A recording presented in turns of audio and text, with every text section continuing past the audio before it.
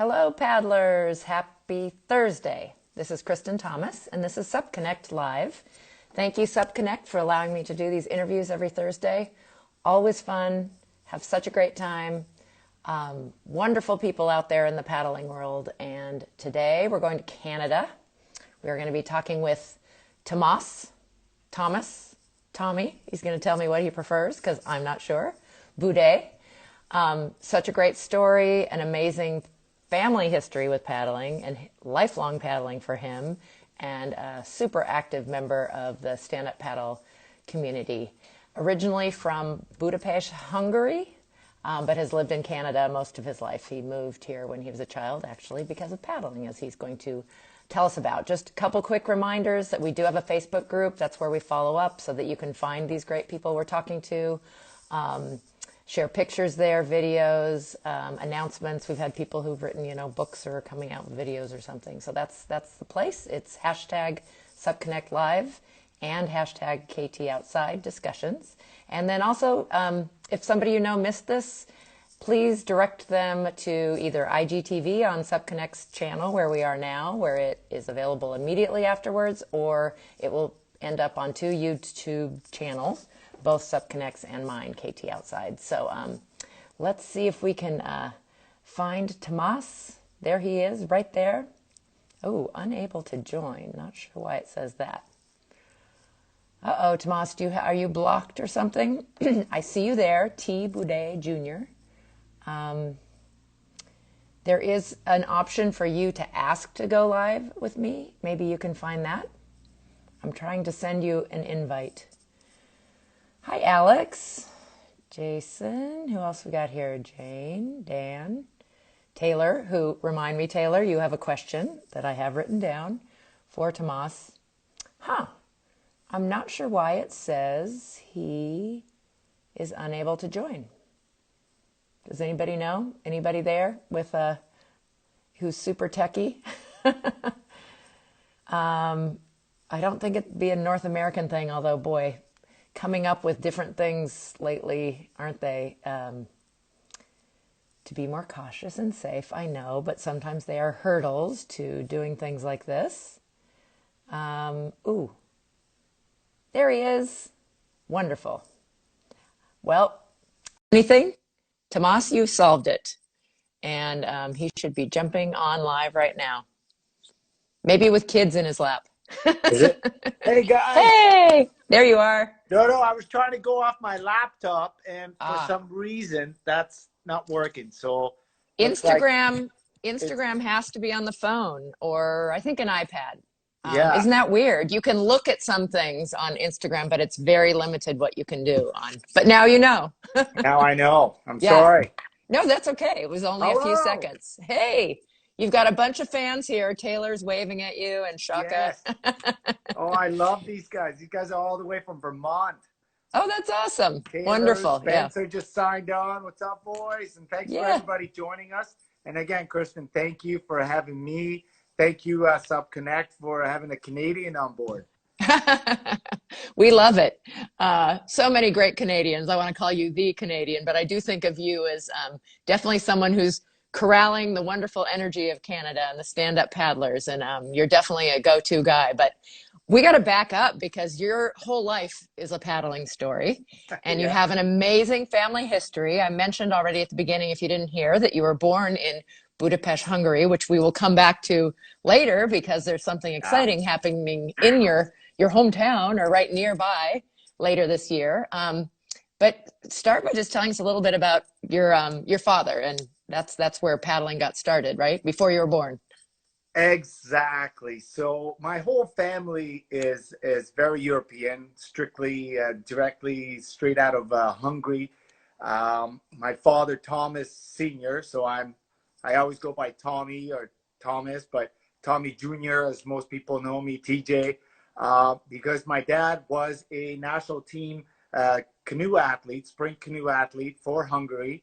And in 1976, here in Montreal, where I ended up living, he won 2 bronze medals at the Olympic Games with his partner. Wonderful. And when he retired, around 1986 was his last year as the senior team manager. the World Championships were in Montreal again, and he got invited by the Canadians to coach the national team. And at that point, we know very famous, also Canadian SUP athlete and Olympic gold medalist Larry Kane became my dad's athlete. And so his contract was till, this was in 1986, I believe, till like 88 Olympics. Well, he ended up coaching for the next 25 years the Canadian national team.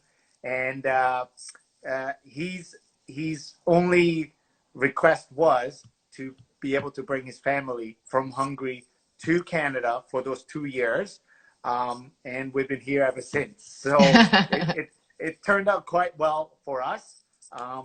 So I have two brothers, an older brother, Attila, my younger brother, Peter, and of course my mom, Olga, who the five of us moved from Hungary, left a huge Hungarian family behind on my dad's side, on the Buday side, and of course my mom's side as well.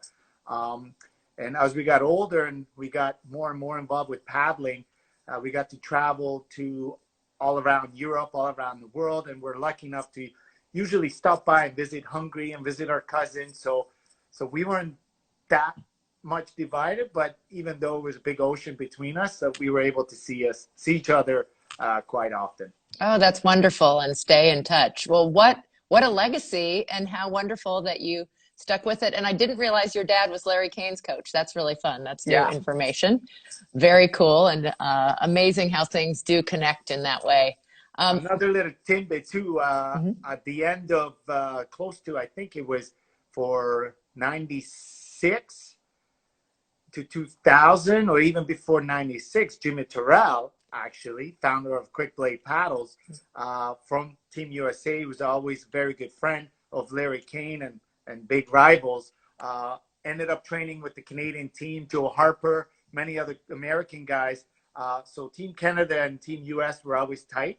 So my dad, as well as my uncle, before my dad, coached Jimmy Terrell and the US team. So the Budays have kind of migrated overseas and coached many great athletes in the sport of canoe kayak. Oh, that's wonderful. And if people don't know the history, Eastern Europe, it's huge. Talking to Kritza Zur here about, I mean, she's a rock star back there. I mean, Hungary, it's one of their top sports, right? And it's definitely you're thought of and known much better than you are perhaps in North America when you're in that sport.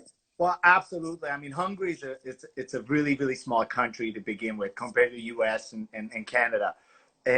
But the sport is well recognized. I would say it is the top sport in that country, besides swimming and maybe fencing. And there's also, water polo is a huge sport in Hungary. But canoe kayak, it is like Christina Zur. She's, double Olympic gold medalist. And she is a rock star, and besides all the other athletes, and it's really nice to see that a country, a small country like Hungary, but we're talking about most of the European countries too. They really support their athletes, that's their full-time job, and that's how they're getting paid, or even better when you start getting results with sponsorship. So it's. That sport is huge, and we are going to talk about Balaton and this summer coming up, but it's very exciting. It is all very exciting. And so you were kayak or canoe? Did you have a specialty? I was canoe. Canoe, just like my father. So in sprint canoe, we paddle on one side, and we always stay on that side, so we don't switch back and forth. Yes. I was lucky enough that my brother paddled the opposite side of me, so we actually became a team. So that's how we competed at doing our World Championships and three Olympic Games. And my younger brother Peter, he was a kayak athlete. So when you compare canoe and kayak is faster because it's double bladed, right? Mm-hmm. So he was sitting in his sprint kayak, and my brother and myself in our double, we were about the same speed. So that's how we did most of our trainings as we grew up, and of course my dad being our coach. So it was really a family thing. And that's so interesting. I'd never thought about the double. I knew that you only the high kneel canoe is just crazy how narrow those things are. I Oh yeah. actually we just did a virtual Hano Hano. We did a race in San Diego, and Kitsy, who's a young lady who's Yeah. doing I know kayak and her. canoe for the Yes. U.S. You know her, yeah. Yeah. So she was next to me, and oh my gosh, just any wake, how that affects you, and how it's only one sided. But I'd never thought that the double that makes sense that Yeah. you need one of you to be. Does it tend to be the right-handed person paddles on the right and the left-handed, or not necessarily? Not necessarily. It's what you're comfortable with, kind of like how you surf, Yep, your goofy or regular or regular, goofy, how you yeah. snowboard. Like I'm Hmm. right-handed, but I paddled all my life on the left side. Oh, interesting. And my dad's actually he's left-handed. He's a lefty, but my brother ended up to be a righty. So it really is how maybe when you first start, what the canoe club or what the group needs. If we need more athletes on the left or on the right, and the kind of coaches kind of direct you Interesting. that way. Yeah. But it's really it's your comfort and what you like. Sometimes the coaches say no, we need right, so you're right, or we need left, so you're left. But Yeah. usually it's yeah. It's interesting. I've seen a little bit of that in stand up when a stand up paddle surfer joins our training group and has always just been a surfer. Well, then they definitely have a dominant side and they don't want to paddle on both sides. They Oh yeah. really want to be one sided. But I Oh, think actually Larry Kane has done some webinars about why it's important. It is important to be able to paddle on both sides and to. absolutely. Like us sprint canoe guys that come from paddling on one side all of our lives, when we all went through this when we joined up, even in OC1s or hopped on our subboards. We have a dominant side, and most people will have, as you mentioned, dominant side. Um, but but I actually ended up calling Larry and Jimmy after about 2 months of paddling, saying, "Guys, what am I doing wrong? My opposite side, I feel like I broke a rib." Because all those muscles that I've never really used, all of a sudden they're being used because I'm switching sides, and it was very painful. But Ah. until you got used to it, Mhm. it hurt, and there's that moment where it's like, oh man, what's going on here? I'm not doing something right, but it's just getting used to it, and equalizing the body. And Larry always talks about it. Jimmy talks about it. Even Danny Ching says you need to switch sides to give your side a break, and that Yeah. way you'll be more efficient. Well, super interesting information. And you guys were breaking ground because stand-up paddling, at least as a, racing sport, is not very old. You can discuss origins, but we don't. Yeah. But what you have and the knowledge you have is so useful, but it had to be adapted. And I'm sure it took you guys some time and discussions about how to make it work and how to make it work best. Oh, constantly, and we still have conversations. And as I go further into the sport, every day I realize that paddling a supboard is nothing like paddling a sprint canoe. I mean, yes, it's very similar. The strokes and the basics are there, but the technique, and as the boards are getting skinnier, the blades are getting shorter and Hmm. smaller. You realize that you have to do major adaptation, not only switching back and forth, but on technique. And the board runs a lot different than those skinny boats that you talked about. So there's a lot of change, but it's all exciting because we're all learning it at the same time. Yeah. Sure, we know how to connect with the water, but you still need to connect with the board and the water and the technique. So there's a lot of stuff to it. Yeah. Well, I want to come back to that when we maybe Yeah, talk about racing again. But I want to get back to you because you had your Olympic career in one sport, kind of got into the coaching, right? yeah. Yeah, talk a little bit about that. And then where was the stand-up paddling? Where did you first see it? How did that come about? Sure. So yeah, so I was actually still training. My brother and myself, we finished the 2004 Olympics, which was in Athens, and we missed a Olympic medal by, I don't even know how. The best way to describe it is we have 9 athletes or 9 countries in the final. We ended up 8th, but the top 8 came within 1 second. Oh my goodness. So literally the Chinese crew that was beside us beat us by about maybe half a meter, not even a Oh, meter. And between them and us, there were 7 other crews or 6 other crews, and we were the 7th because they were. oh So wow. it was very tight. Yeah. So after that, we decided, like, okay, you know what? 4 more years, I think we could do it. So we ended up winning a silver medal in 2006 at the World Championship, so 2 years later, which was fantastic. It ended up in Hungary in front of our family and the Hungarian crowd. So it was one of those, like, finally we're on the podium, and so it was memorable for sure. Yeah. But I mean, as time goes by, younger, stronger athletes come along, and by 2008, which was our goal in Beijing, younger Canadian crew were our teammates, Andrew Russell and Gabriel Boucher-Semigny, a good friend of ours. They were just stronger. They were faster. There's no excuses. They beat us, so they got to go to the Olympics and actually did quite well. I think they got 2 fifth places, which is very, very respectful and very great.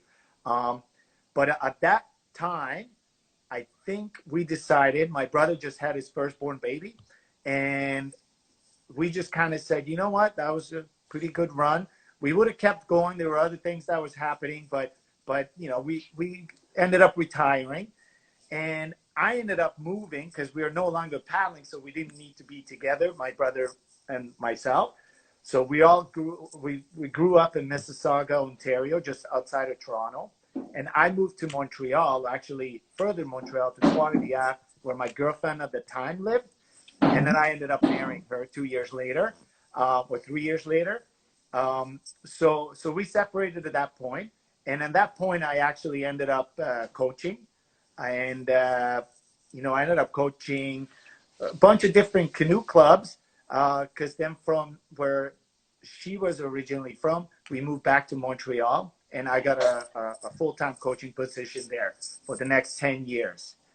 So I kind of fell into the same footsteps as my dad. As when I retired, and I ended up coaching spring canoe kayak, and I loved every minute of it. It was fantastic, you know, giving back to the kids, watching the kids grow up and develop and go into national, international competition was fantastic. But I started having, or my wife and I, we started having kids too. And with our own kids, coaching became kind of a struggle because I was spending more time with other kids than my own kids.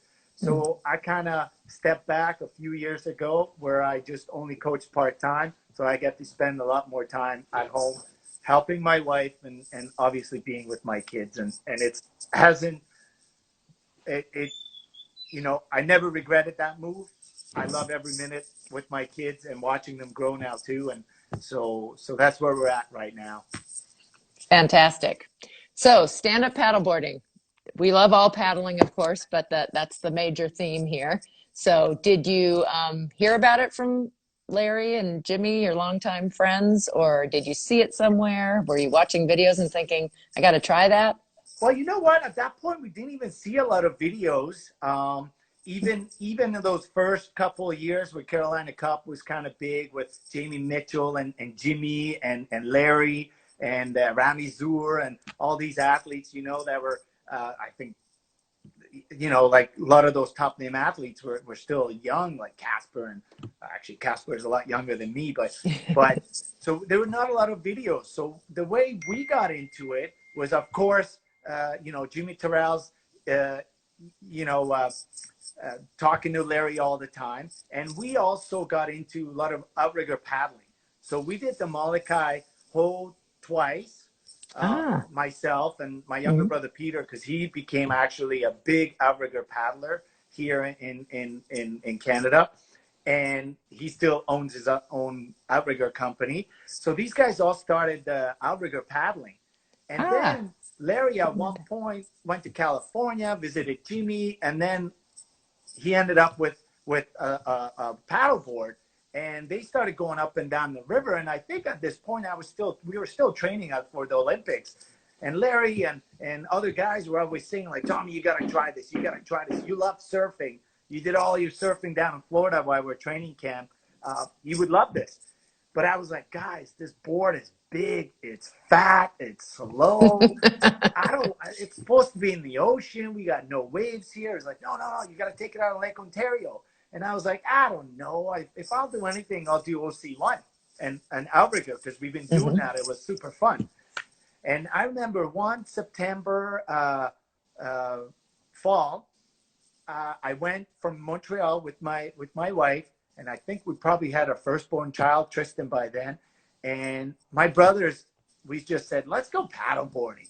Sure, let's go paddleboarding. So we went on Lake Ontario, and Lake Ontario is quite big, but it's a lake. It's not an ocean, but it's a beautiful lake. You can have all kind of water conditions. Mm-hmm. And it was one of those magical, sunny, warm fall days. The water was still not very cold, but like beautiful big rollers. So we paddled into them and turned around and actually started downwinding or down surfing, and I fell in love with it. I was like, oh my God, this is amazing. This is so much fun. Right there and then, I brought my first board from Derek Schroeder, who's he owns a local shop in Oakville right now. And he set me up with my first quick bit paddle, the first bark board. And from then on, I just started paddling and training, and I just never looked back. That's awesome. I didn't know that about you. So yeah, we many of us have those getting hooked moments. So it's interesting to hear what yours was. And about what year was that? Do you remember? I'm going to say that must have been around 2003, because Tristan was born 2000. No, sorry, not 2003, 2013. Okay. I was going to say that you were really, really early. No, yeah. 2013. I'm bad with years. I'm sorry. That's quite all right. 2013 is where I really got hooked, fell in love with it, started paddling. Because at that point, yes, I was retired, but I would and I was coaching sprint canoe, but I would do most of my my coaching out of my sprint canoe with my athletes. When we go to training camps, I would still paddle and try to stay somewhat in shape. But once I got on the SUP board, my canoe almost retired, and like for good. And and it just went forward from then on. Yeah. Well, I know the last 5 years, I mean, again, always an athlete and a coach, but stand-up paddling has really dominated on both of the fronts. And you said you've really grown quite a paddling business now. So coaching, but introducing kids, which you have this great history of. And I think we still need to kind of organize our youth focus in stand-up paddling so that we continue to feed them and grow them. I mean, so good for so many reasons. So tell us about your business and, how you dove into that. So exactly. So when I step back and spend more time at home with my kids, I wasn't really, kind of locked down to a group that I would train with all the time at our local canoe club where I was connected to. So I had my weekends, I had weekdays where I can, pick days where I would go train by myself. And around Montreal is an island. So we have beautiful waterways, and I just couldn't believe that nobody else is paddling with me. And I know there's a few people here and there, but I wanted to get a group together. And it started very slowly and of course, somehow, like I was able to attract more women than men on boards. And we grew, and each year we got back on the water because, we have winters here and we can't paddle. Like, we're frozen. We're not like Larry and Derek and these guys where they paddle all year long. We actually freeze. And I like to take some time away off the water. But every time we got back on the water, I had more and more people being interested. People are talking, we're posting pictures. And so my group became the Lake SUP Gliders. And it was mainly for adults, just to teach them proper technique, proper use of equipment, what to look for, help people, purchase boards or paddles, what kind of questions you really want to ask, where can we get race boards or inflatables. And that grew into like a legit summer program where we have training camps now. Last year we were down in Florida because we're allowed to go. We were down in Florida early February for a week. In the fall, we had a training camp up here in Canada, which was beautiful. And I have over, some days we have over 20, 25 people on the water. Maybe not all at the same time. Even last summer, we had to break it up because of COVID restrictions and social distancing, plus of coaching capabilities too. I don't want to have too many people on the water. But it's really growing, and and with a fellow Olympian, Emily, and you know her quite well. Emily, for now, we are going to do a kids program and starting this summer.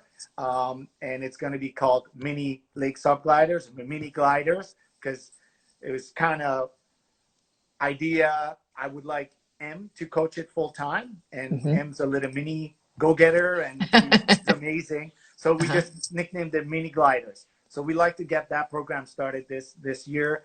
And like you said, you know, what better way to grow is to be able to give this availability or boards and equipment to kids and get them hooked onto this sport.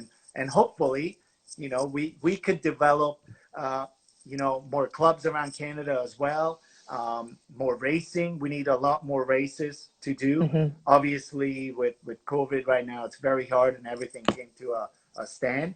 But there are a lot of willing people that want to join, that want to help, volunteer, do whatever. And if you know, if Em and I could start a real legit good program for the girl or for the kids, we already have an amazing adult program that's gonna hopefully keep growing. It's fantastic, Tommy. I have to say, people, as Kirsty is saying, you can feel your love through this. I mean, you really have such great energy. Thank you. And so there's actually a great couple, I think it's Ozzy who's on right now. They're from Sayulita, where they have a kids program, and he's saying, yes, more kids program. And let's see, Fab Dawes, I don't know who that is. Yeah, more racing. So I think community always comes up. I mean, there's just such a, as much as it's this individual sport, and many people love it for things that are very much about, you know, their connection to the water or nature or the exercise. And you said you trained on your own, but we also love the people in this community. And I always ask the question, is it great people who paddleboard, or does paddleboard turn you into a great person? You know, it just seems like water people just have, and I mean, you're a fantastic example of great energy and, you know, wanting to be together and to, you know, whether it's in training groups, in summer camps, in races. That's why I encourage people who say, I don't know if I want to race. I'm like, well, you don't have to really be about the race, you know, anybody's in it, but come for the community, come to hang out with other stand-up paddleboarders. Absolutely. And I would agree with you. And I would say it's a little bit of both. I think paddling makes you better and you know, meeting people, and that's exactly it. And I heard a lot of people say that due to COVID, a lot of positive things have happened. I know, you know, because we're individual and you were only allowed to do individual sports, a lot of people dove into paddleboarding. A lot of sports got shut down, like dragon boarding. That's very popular here for us. You weren't allowed to go in your team. So and a lot of people didn't want to stop training. So they ended up getting either outriggers, but they're kind of expensive, or you buy a nice board and you can do it anywhere. And it's very easy. And that made the community grow. But like you said, it's, yes, top athletes and racers. And I love racing and competing, going out there, even as an old guy, try to compete against the top guys like, you know, Boothie and these guys. It's super fun. I might never be on top, but just that whole community and the excitement before it, after, during. I mean, my favorite moments, and I think we can all agree to it, is our favorite moments is after races, when you're sitting down and enjoying a cold one and some food, and you're talking about the race, talking to your friends. How did it go for you? How did it go? You know, my favorite person on the water is Jeremy Bain. That guy, I've never seen him upset in my life, right? Like, there's, and there's just so many great people that you and I could name in this sport that are just, you know, their energy, and who doesn't want to be around that kind of environment? And, you know, like you brought up, you know, Sayulita, you know, the kids there, the program. I was there in, I think it was 2015, the ISA Worlds. And when I saw Sayulita, it was beautiful. And then that community has grown so much too. And it's so nice to see. I know in California, Mike has an amazing program for the girls. I mean, amazing athletes come from it. Yeah, the youth, like, you know, Shay Fowdy, you know, Jade. These guys are unbelievable, and that's what you need. And here in Canada, we're really established with our canoe kayak program, And it'd be great to integrate stand-up paddleboarding. And that's one thing that I like to get into, is really try to get the canoe clubs with paddleboarding, because our spring canoes, like we talked about before, are so skinny.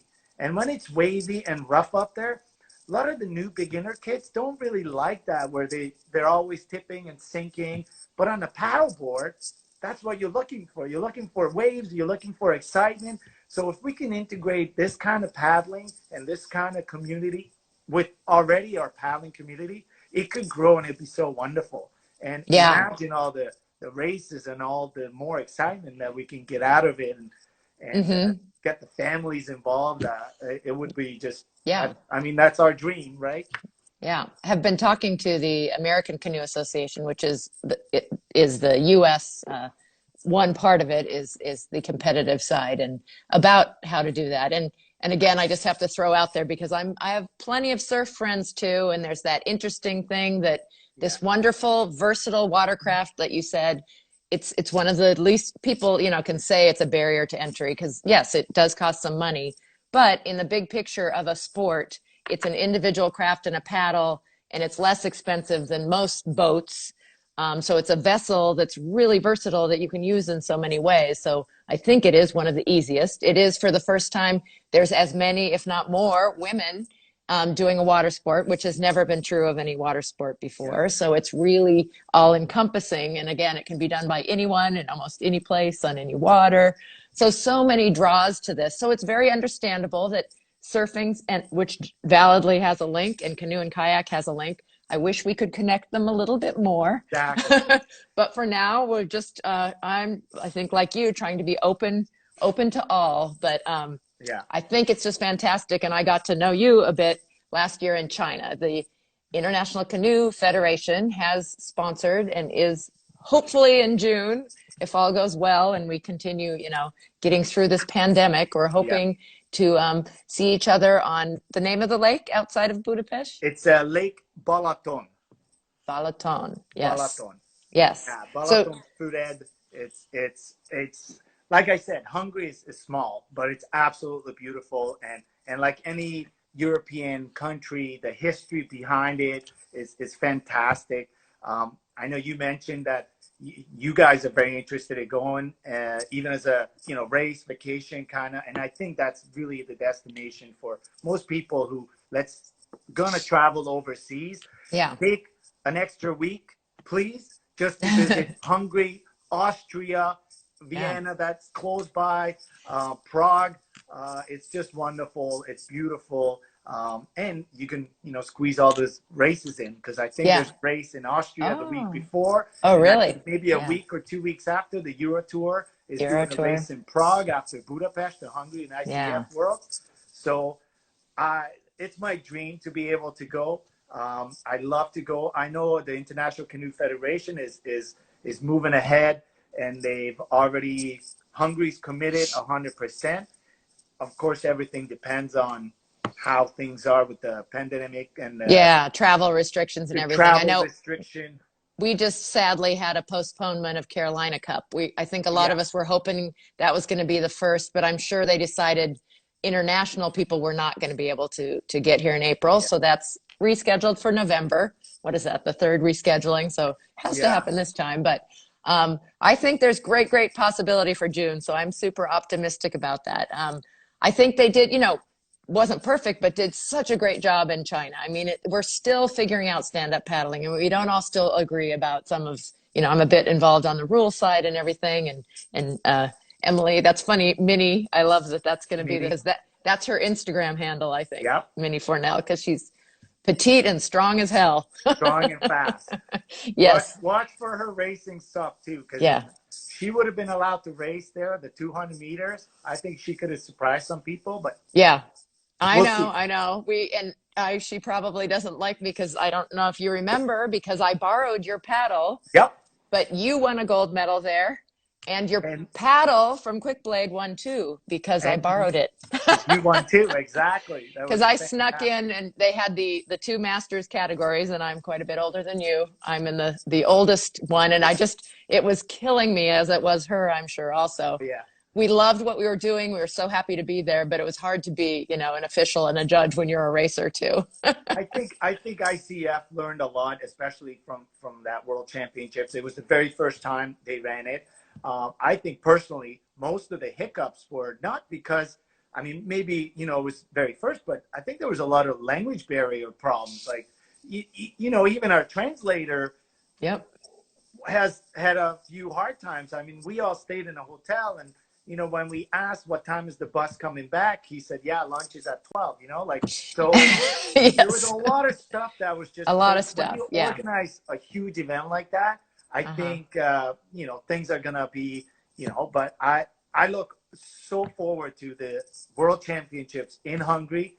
Like we mentioned before, Hungary and their canoeing, and not only just their canoe kayak, but now their paddleboarding has become huge. Dragon boat, paddleboarding, it's really fast growing in Europe. I mean, we can talk to Andre Krator, who's an amazing sprint canoe / slough athlete now, who's pushing paddleboarding in Russia, and it's massive. I mean, I think Russia has the world record for the most amount of people showing up to one race. There's like over, I don't know, 5, 6, 7,000 people. Like, it's crazy. Yeah. So, but amazing and so exciting. But we need to harness this energy. I just really feel like we're still disorganized. We still have multiple world championships. It's okay. Embrace it for now. At some point we will all, the language barrier, and just the fact again that it's not set in stone how stand-up paddling works. It's so interesting to me, not coming from canoe and kayak, to see that 200 meter. In 2010, I got to be in the Silver Blade Regatta. I had just started stand-up paddleboarding. It was 200 meters. It was electronically timed. It was this feel for the Olympics, and not that many. Jimmy was there. In fact, he was really testing the limits. He almost did his high kneel position. Yeah. He said, you know, how are we different than high kneel? Is it okay to do? I thought it was wonderful what he did. And he paddled all on his right, I think, on the one side. But still, to be a part of that and to get a sense of what that would feel like. But the transition from kayak canoe to the 200 meter sprint is the smallest. But the technical race, turns on a stand-up paddleboard, is a whole nother world. So I've talked to people. Turning has never been part of, you know, Olympians can be, wow, moving around on the board. That's where the surfing side, if you are, you know, if you walk the board and you already know how to cross step, it makes a huge difference in whether you can flip a pivot turn and dealing with some of the things that, you know, less balance standing up. Absolutely. If you talk to any of the athletes that come from sprint canoe, kayak, I mean, the one thing that draws us to paddleboarding is the technical aspect of it, is the fact that, you know, you have to switch sides. You have to know how to the being able to read the ocean, the waves, surfing. Another big part is, you know, if you fall off, you can just climb back on and continue. In a canoe, if you fall in, if you tip, your race is over. You're done, right? In a SUP, I don't know how many times, you know, the first couple of Carolina Cup races I did, like, you know, you're counting. I fell 6 times. I fell 7 times. Oh, my God, you know? And you start to boot. How many times did you fall? None. Oh. You know? But that's what, you know, Connor Baxter, these guys don't fall. But that's what's attractive for us. And I think on anybody and everybody, how fast you can learn and excel, to not try to be, you know, the best of the best, but better than you were last year or last month, and how you can do better in the next race, how you improve your turns, your drafting skills, your downwind skills. Like, it is just so much is out there on paddleboarding. And sprint canoe, yes, it's very technical, it's very fast, but there's no room to make mistakes. In paddleboarding, even though, like, you don't want to make mistakes, but you can get away with and still have a wonderful time. You know, I probably would, I'd love to give you a story where we'd had a very important race, let's say World Championships, Olympics, or even the World Cup, where either I was alone or my brother and I raced and we tipped. Luckily, I don't have stories, but stuff like that happens, you know, in the race. You drop your paddle or whatnot. You don't really have that recovery time like you have on SUP. And, you know, you're always looking for those perfect conditions where there's no wind, it's fair, and it's really just the speed versus the next guy to you. On SUP, if you know how to ride the waves, you know how to turn. Like that's why I love racing these top guys, because I can sadly, but I'm watching from behind how those guys do it, right? And you learn from them, and that's exciting and that's fun. Well, I started this fairly early in terms of how long SUP's been around. I've been racing for 11 years, but I'm old, and I started old, but it's still so wonderful to me to think that I can still improve, because not only is there room for mistakes, we haven't quite figured it out necessarily. Exactly. We're still, adapting equipment. We're still adapting our techniques, and that's exciting. And there is, as you've mentioned, you read the list. There's so many different ways to stand up paddleboard, so many different skills to learn. And to me, that's really cool. The idea that I can always still be improving at this, even at my age. And even though, and there's things as someone who fell a lot at the beginning and could still pull off a decent, finish, or, I start against, you mentioned them, the Jade Housens, Shea Foudies, Candace, they're my neighbors. And so I don't usually start as fast as them. And I can certainly work on that, but I don't expect to. But sometimes they don't have, some of the things that I have from experience, like being able to manage myself through a long distance race and such. Yeah. So it's just also fascinating. I could talk to you the whole time just about SUP in general, but I want to get back to Canada, because I thought it was so exciting that when they announced ICF, there was just such great energy, cute little Maddie LeBlanc, is like, I'm going, and like help, which we have to do in North America. You talk about countries that, Canada, I think, helps its athletes more. We're still in this catch-22 because part of not being defined yet is that we don't get money yet specifically to us. And that's part of this interesting, and it's not all about the Olympics and the top, but we want to make the whole thing flow and work together from youth, from recreational. I consider myself an age group paddler, but I just love that we still can all connect. And I love being in, like you said, in a race with those top people, because I learned just by watching them. That's why I started racing, because I didn't know anybody who was paddling. So I went to a race to go watch people and try to figure out how to do it. And I got hooked immediately. And exactly. So absolutely. So we are very fortunate in Canada, where our sport, spring canoe kayak, is very established. We have our own association, and not only that, but even not nationally, but even provincially. So we have young athletes who are already being on provincial team or getting some kind of funding, as well as getting help with school tuitions. If you're a national team member, your university is paid for. So most athletes take, opportunity and advantage of this, which is great. We do have, it's an amateur sport, but there is funding from the government directly to the athletes. But that's just for kayak and canoe, right? Just kayak and canoe. Yeah, it's not for stand-up paddleboarding. So obviously I got very excited when the International Canoe Federation announced that the World Championships will be in Hungary. As a Hungarian native, I want to go. I've been to many. I've been to ISA Worlds. I've been to ICF Worlds. And when I reached out to all the Canadians, because I know we have amazing paddlers, female and male paddlers. Every year I'm trying to get Larry to come, and and he's always like, it's too far.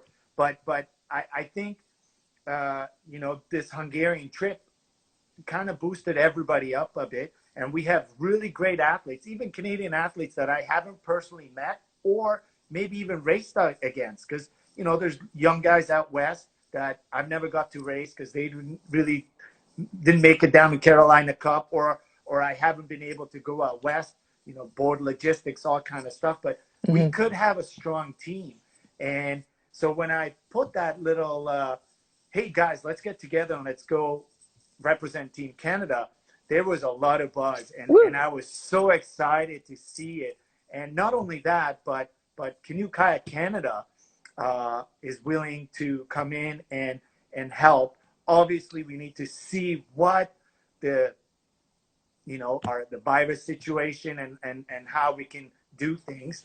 I'd love to be like, okay, we have 10 boys, 10 girls, let's go. We'll get 2 houses, we'll rent them, we'll live together.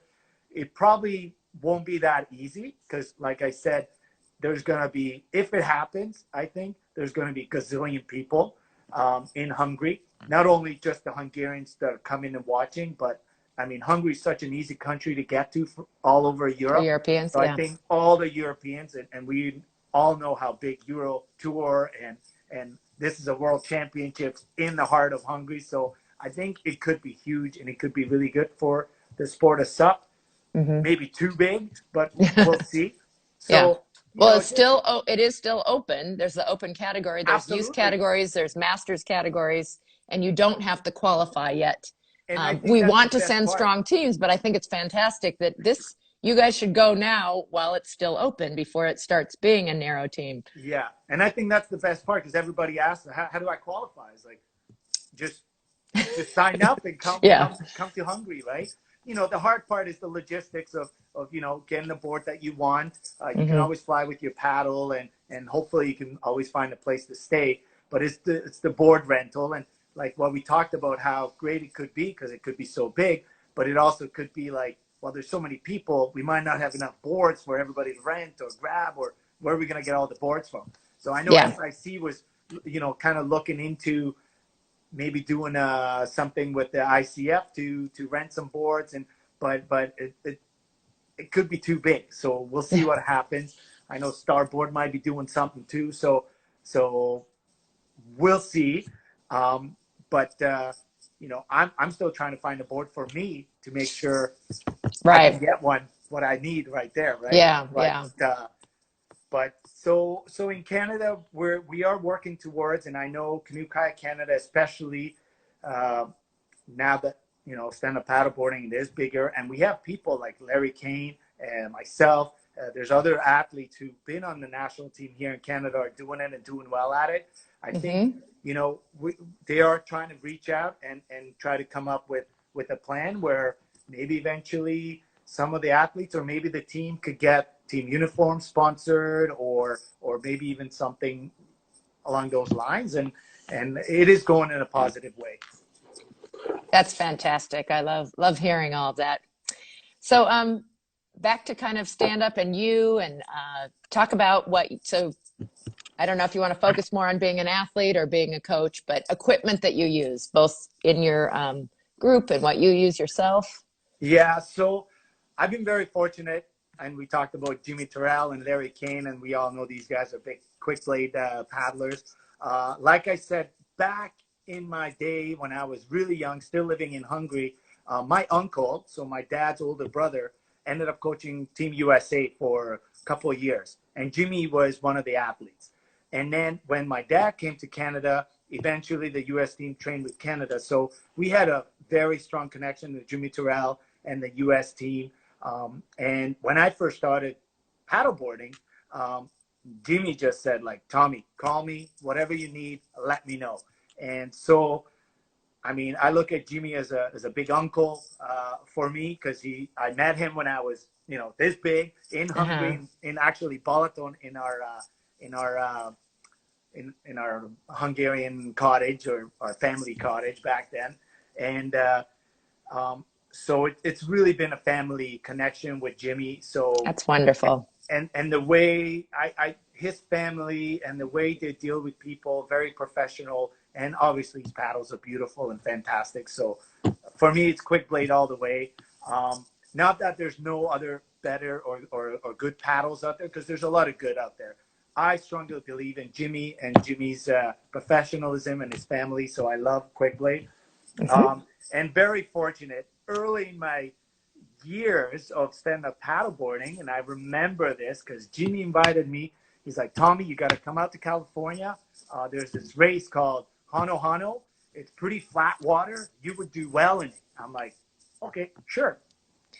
So at that point, I started talking with SIC guys, and I haven't even met Anthony Scaturo yet. He's, you know, the big tough guy. He was still dealing with Flow Snowboard and SIC. But I said, I called SIC. I said, can I borrow a board? Can I, you know, race on it? Like, yeah, no problem, Tommy. Okay, let's see what you can do. I actually ended up winning the race. That year, Danny he only raced OC1. He didn't hop over to race SUP, but I ended up winning Hano Hano. and the SIC is like, okay, we like you, done. Because the year before, it was George Kronstadt who won Hano Hano. So 2 years in a row, an SIC athlete won it. And I really loved SIC because it wasn't a big team.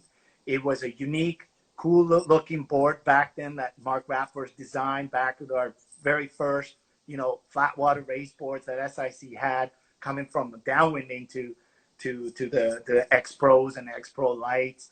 And, they were very skinny, no volume at that point, but, we're talking 6, 7, 8 years ago. But I always loved the SIC. And once I got to know the athletes, the brand and the people behind it, I mean, we always call ourselves the SIC Ohana, the family, and it truly became a family with Mark Rappers and Anthony and all the great people that are behind the product. Even now that we are, part of a way bigger family at Tahi Outdoors, but it is just fantastic to see not only SIC, but all different crafts and different brands growing. And it is good to see that other brands are merging to stay alive and stay together in stand-up paddleboarding. And I think that's what we need to do. We got to keep pushing our brands and believing in it and love what you do. And people like Anthony and Mark Rappers and all the athletes and all the ambassadors, not only on SIC, but just on different brands and athletes that love. And you can tell those people too that really, really love their brands and really love their products. It's just, there's no like, no, wait, my board's better. Like, what you it's, it's not like that. No, we do appreciate all of them. And I love mine too, which aren't the same as yours, but I appreciate them all. Yeah. Absolutely. Hey, I'd love to get some tips from you, Tommy. How about we have this whole new group because of COVID. Like you said, there's a silver lining to even horrible things like what's happening in the world with the disease, because so many people have found the outside and so many people have found paddling. So getting into racing, what would be some tips or also maybe some things to avoid if you want to get into racing? Yeah, I think getting into racing, definitely try to hook up with a friend. You don't have to do this alone, right? Even though, we got a social distance and all that, but with help, it's always easier. So friend who's maybe done it before or never done it before, just in a smaller group, it's safer to paddle and train in a smaller group with others, as well as it's just more fun, right, than being there by yourself. And as well, like you said, show up to races just to get information, just to see what's going on. Because I always tell my clients, like, just come to one race. You'll see. You'll never want to leave again and see, because it's such an amazing vibe and energy. Show up to races, ask questions. Most of the time on a lot of, bigger races, you can try different brands, different boards, different paddles, which is a fantastic way to introduce yourself to the racing scene, introduce yourself to racing boards. If you've never done it before, you can try different sizes, right? It's not, you're jumping on a 14 by 28 and next day you're foiling like Kai Lenny on a 3 foot, it takes steps, right? So take your time and then if you can, join a paddling group, join a training group that will just help you, educate you. And not only that, but they will most likely have a coach or others who are more experienced could help you with, sizing your paddle, finding the right board for you. But that's really, like I said, it's really up to you. Same with the paddle, but, talking technical terms, I see a lot of times, people are joining and they got paddles way too tall and blades that are so big, like you wouldn't even use it in an OC1. That's how we started, and we were hurting our shoulders. Exactly. It wasn't good. So a lot of people just buy whatever they can. And my next point would be is educate yourself a little bit online or through friends of, you're not going to throw out, $5,000 on a board here and a $500 paddle right away. But you do want to buy the right equipment. And I always tell people, get the right equipment. Yes, it's a little bit more expensive, but like you said, you're not going to tear your shoulders off. So you're going to enjoy the sport a lot longer. And then you can always improve and upgrade, so forth and so forth. Yeah, fantastic. Great advice. Hey, I can't forget, Taylor asked a question. He Oh sent yeah. it in, and I don't even understand it, but I'm sure you do. Okay, we'll see. When are we going to have Fiddlehead at the spot? I hope Oh, so soon. beautiful. So those of you guys, and so this spot is a restaurant downtown Burlington, right on the water. Okay. It's managed and owned by Russ Scully, who owns Wind and Waves, and he Oh, is yeah. an amazing waterman, windsurfer, kites, foil. Really good friends with Chuck Patterson. So Chuck Yes. will tell you guys all about the spot and the mahi mahi fish tacos. Oh my Ooh, goodness, it's yum. unbelievable. So it is my favorite place to be and to paddle. So I try to go in the summertime when we're allowed. I try to go down at least once a week to get together with those guys and paddle and train. How And long the a drive is paddling, that for you? it's about From 2 hour drive, just Really? south of the Oh, border. And we paddle on Lake Champlain, and it's one of the most beautiful places that I can think of. It's got rock cliffs, and I'm always thinking like I'm on ocean, but it's a beautiful, clean water lake. You have amazing downwinders. I mean, just name you a few amazing athletes that come from there. You got Dr. Bob Arnett. oh We yeah. all know Dr. Danger Bob. He Dr. trains with Bob. our group. We got Spencer Bailey. We got Laurel. We got all the wind and wave guys. You know, when they're not too busy working or surfing with Chuck Or somewhere else. surfing, yeah, in Puerto Rico. Or, Exactly. yeah. So it's an amazing group, and Taylor, of course, an amazing group of guys. And that paddling community has grown as well because the Burlington Surf Club, it's a huge piece of land on Lake Champlain with white sand and amazing shacks that Russ has built where we store our boards. And afterwards, we go to the restaurant. You know, we train 2 hours, 3 hours on the water, and we just go to the restaurant.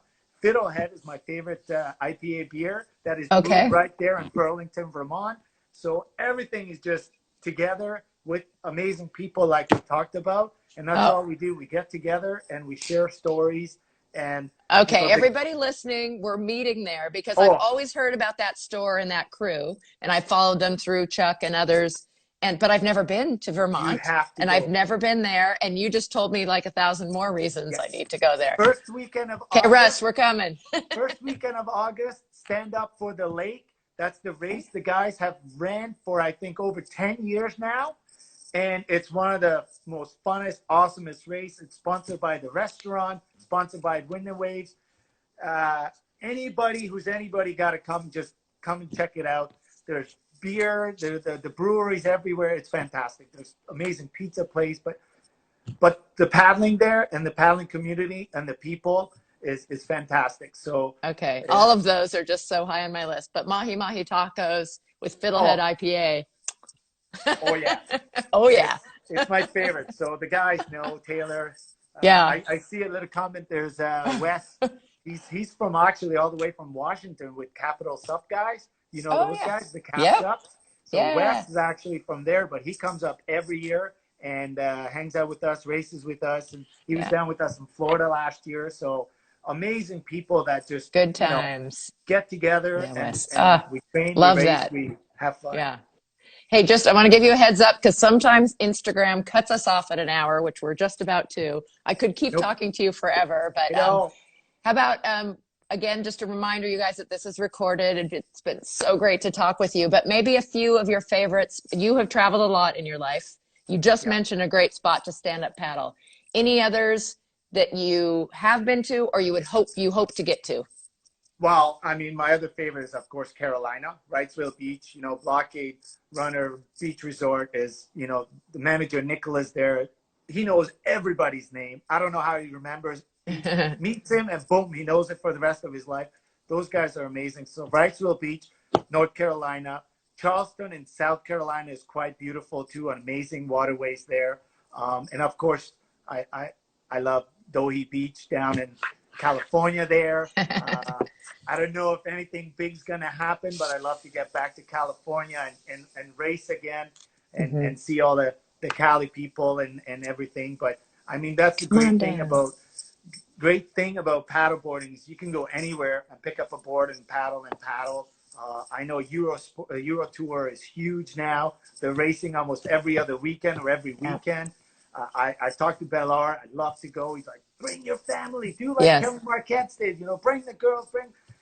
But my wife is like, if we go to Europe, we're going vacation. There's no racing. She's not willing to do the weekend race. And then it's just, for her, she's been through the paddling because she was an athlete herself, like Stephanie. So she's been to PPG a couple of times. And, when you introduce everybody and she's like, Tommy, I don't remember the name. Just let me sit on the beach, read my book. You do your thing. So, I can totally relate. My husband's a bit the same. I'm like, well, why don't I fly over there first and do my thing and then you join me? Exactly. So you don't have to do that part. But I'm at a different season of life. My 3 kids, like you, are 26, 28, 30. Yeah. So we're kind of in between. Not grandparents yet. They're not at home. So we're still full time. My daughter's 2 years old. Well, almost 3, but she acts like she's 6. It's crazy. And then I have a 9 and a 7-year-old boy. So we're lucky because the 2 boys take care of the girl too, but they like to tease her once in a while. But this little lady, she'll be tough. She's going to keep up with them. Oh, she's tough already as a 2-year-old. But it's super fun. Great stuff. Well, I could talk to you for another hour, but I really appreciate your time. And again, your energy and your knowledge and what you're sharing up there. Go Tommy, go Canada, and hope to see you in June, if not sooner. I was hoping it might be April at Carolina Cup. I know, me too, but definitely hope to see you in Europe, and thank you, and keep on doing these beautiful interviews. Thank you, Sup Connect and KT. Thank you. And thanks for having me. Exactly. Okay. Take care, Tommy. Everybody. Cheers. Woo. Shaka. Bye.